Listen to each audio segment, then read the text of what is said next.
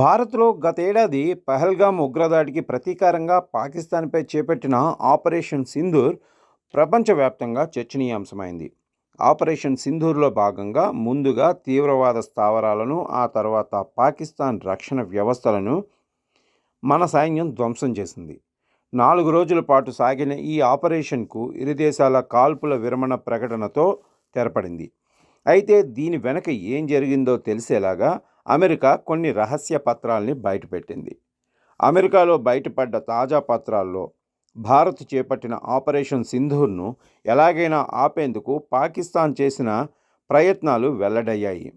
ఇందులో అమెరికాలోని ప్రభావవంతమైన వ్యక్తులు, సంస్థలతో లాబియింగ్ కోసం దాదాపు 60 కీలక సమావేశాలు జరిగినట్లు ఈ పత్రాల్లో తేలింది.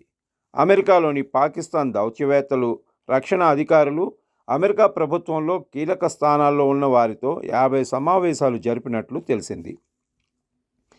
వీరిలో అమెరికా చట్టసభ సభ్యులు, ప్రభావశీలమైన మీడియా సంస్థలు కూడా ఉన్నాయని వెల్లడైంది. అమెరికా విదేశీ ఏజెంట్ల రిజిస్ట్రేషన్ చట్టం కింద దాఖలు చేసిన రికార్డులు, అమెరికాలోని పాకిస్తాన్ రాయబారి, దాని రక్షణ సంబంధిత 60 మందికి పైగా అధికారులు, మధ్యవర్తులతో ఈమెయిల్లు, ఫోన్ కాల్లు, వ్యక్తిగత సమావేశాల ద్వారా పదే పదే సంప్రదించారని సూచిస్తున్నాయి. జమ్మూ కాశ్మీర్లో పహల్గామ్ ఉగ్రవాద దాడి తర్వాత భారతదేశం యొక్క సైనిక చర్యను ఏదో విధంగా ఆపటం, జోక్యం కోసం అమెరికాను ఒత్తిడి చేయటం దీని లక్ష్యం అని తేలింది. పాకిస్తాన్ ఈ లాబియింగ్ను అక్కడి కాంగ్రెస్, పెంటగాన్, విదేశాంగ శాఖ, ప్రముఖ అమెరికన్ జర్నలిస్టులతో చేసింది.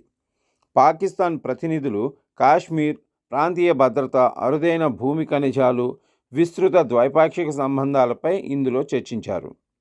ట్రంప్ ప్రభుత్వంలో లాబియింగ్ కోసం వాణిజ్య దౌత్య ఫలితాలను పొందేందుకు పాకిస్తాన్ ఏటా సుమారు $5 మిలియన్ విలువైన 6 వాషింగ్టన్ లాబియింగ్ సంస్థలతో ఒప్పందాలు కుదుర్చుకుందని న్యూయార్క్ టైమ్స్ వెల్లడించింది.